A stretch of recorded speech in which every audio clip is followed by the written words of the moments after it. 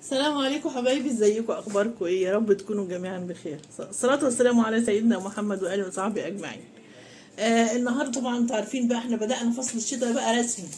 تمام. فطبعا الجو بقى يبتدي يسقع السقعه المحترمه بتاعته.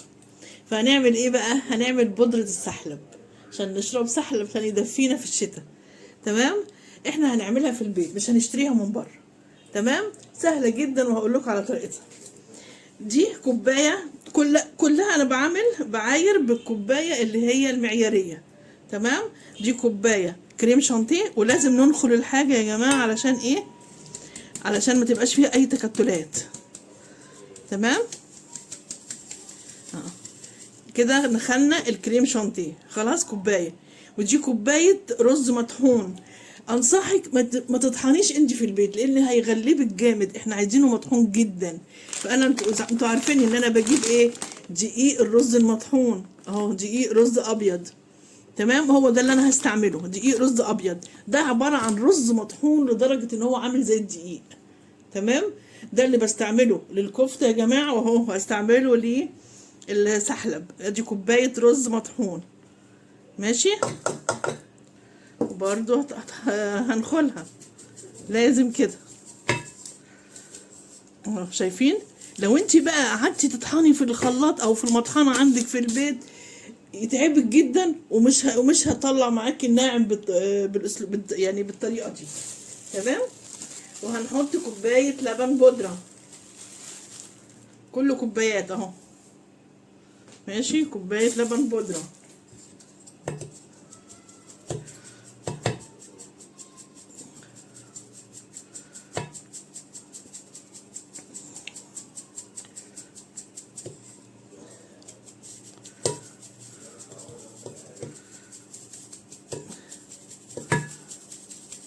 شايفين يا جماعه؟ لازم ننخل الحاجه عشان لو في اي ذرات اي حاجه خشنه ما ناخدهاش، اي تكتلات نفكها كده. تمام. انا بتهيألي كده خلاص مفيش حاجه. لسه النشا نشا. بصوا شايفين في هنا ايه حاجات ايه مش عايز تنزل. خلاص مش لازم، حاجات بسيطه جدا. هناخد كمان كوبايه نشا.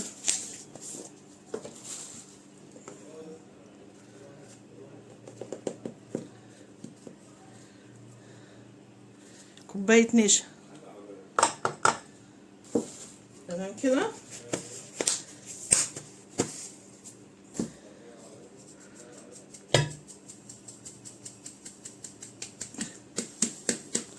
خلاص كده. كده الحاجات اللي احنا عايزين ننخلها خلاص، مش هننخل تاني لان ايه بعد كده هنحط كوبايه سوداني. بس لازم تكسريه كده شويه يعني يبقى مجروش. كوبايه سوداني. تمام. كوبايه سمسم.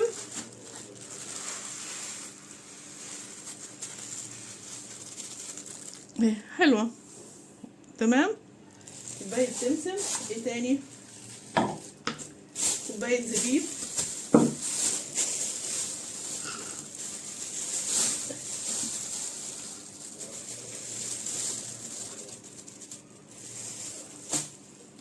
شفت هنا في حاجه كده. كوبايه زبيب.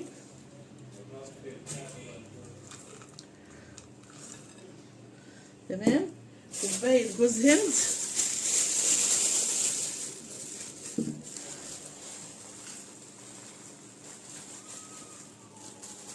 نكتر شويه جوز هند كده بيبقى حلو. كوبايه جوز هند. كل ده طبعا هنقلبه بقى تقليبه حلوه قوي. تمام كده.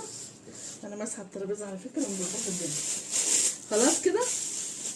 وانا عندي لسه اهو زبيب وجوز هند عشان نحط على الوش. وجايبه فستق برده، شويه فستق كده صغيرين برده هنحط على الوش. احنا هنعمل مع بعض دلوقتي.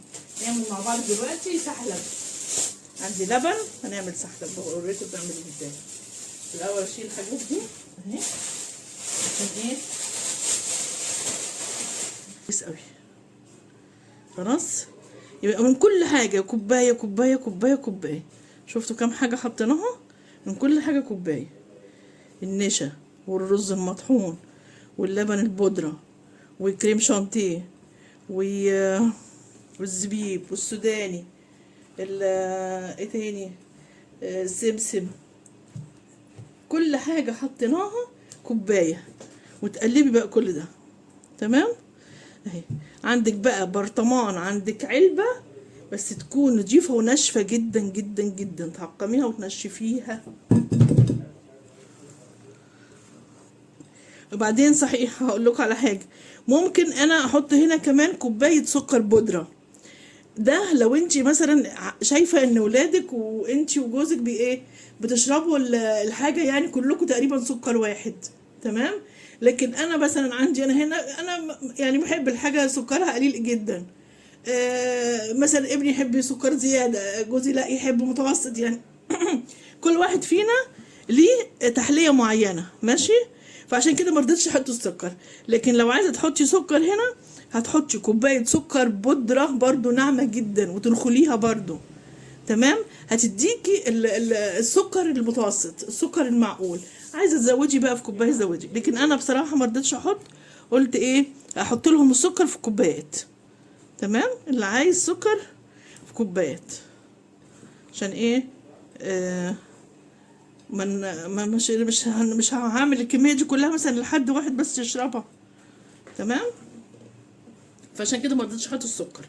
لكن انت لو انت شايفه الموضوع عندك سهل وعادي، حطي كوبايه سكر بودره كمان، وانخليها برضو. سكر بودره يتناخل. شايفين يا جماعه، ادي بودره السحلب. هجيب دلوقتي فانيليا برضو احطها عشان تبقى ريحتها حلوه. ثواني.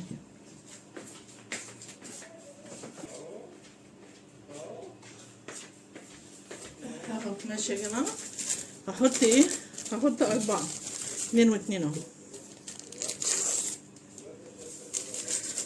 يدوها برضو ايه، ريحه حلوه كده.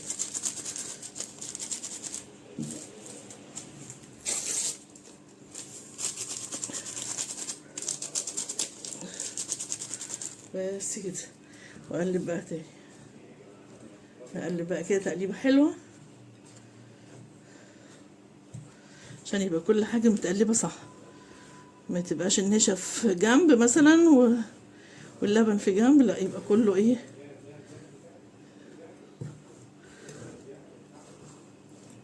متقلب حلو كده. على كل كوبايه لبن هنعمل مع بعض دلوقتي. انا هعمل مثلا كوبايتين لبن دلوقتي، او اعمل 3، عشان لو حد عايز نبقى نسخنها له، مش مشكله. بس انا هصب 2 بس. ايه رايكم بقى؟ ريحتها بصراحه حلوه قوي. واهم حاجه تجيب الحاجه تكون ايه، تكون كويسه. تمام كده. تمام. احضر بقى الحله واللبن وارجع معاكم ايه نعمل مع بعض. ايوه يا حبايبي، انا عايرت اللبن بالمج ده. انا عايرت اللبن بالمج ده، عايرت 3 كوبايات. تمام. هحط بقى على كل كوبايه معلقتين من الخليط اللي احنا عملناه، معلقتين. تمام اهو. بسم الله الرحمن الرحيم. ادي 1، 2، 3، 4، 5، 6. خلاص كده. يبقى ايه، احنا نعاير ايه 6 عشان احط 3 كوبايات. ونقلب بقى كل ده كده على البارد. انا موطيه النار خالص. نقلب بقى كده على البارد.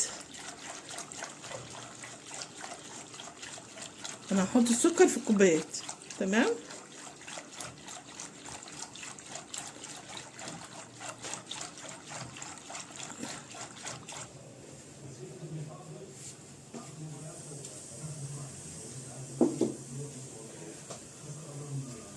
حط هنا الماء عشان ايه،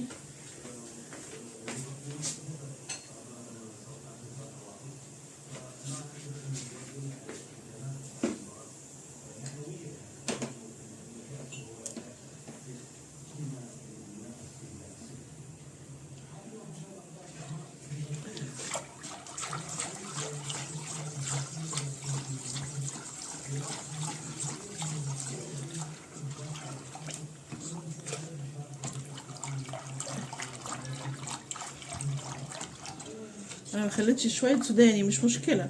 هحط فستق وزبيب وشويه جوز هند كده على الوش يعني.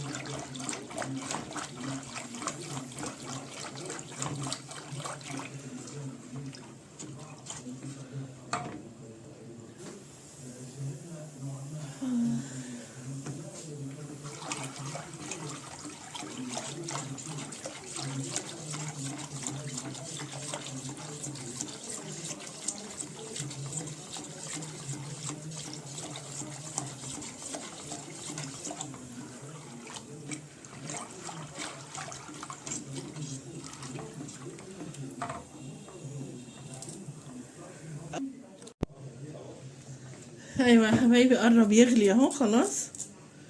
ولازم بعد ما يغلي خليه يعني بتاع 3 دقايق كده او 5 دقايق. عشان ايه؟ عشان النشا يستوي والرز يستوي وكده. تمام. اهو شايفينه تقل شويه ازاي.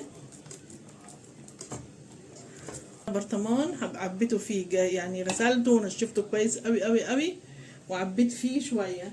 الباقي هحطه بقى في علبه استعمله الاول. البرطمان ده هقفله واحطه في التلاجة، والشويه صغيرين اللي فاضلين دول ابقى استعملهم في الاول.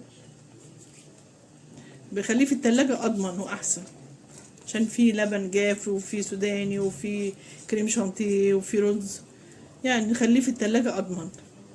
تحطيه في برطمان وتقفلي عليه كويس وتحطيه في باب التلاجة. اهو يا جماعه شايفين.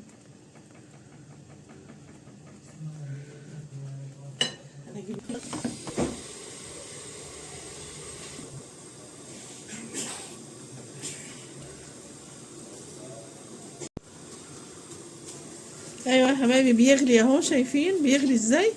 سبته بتاع 5 دقايق كده يغلي، عشان طبعا يسوي النشا والرز وكده.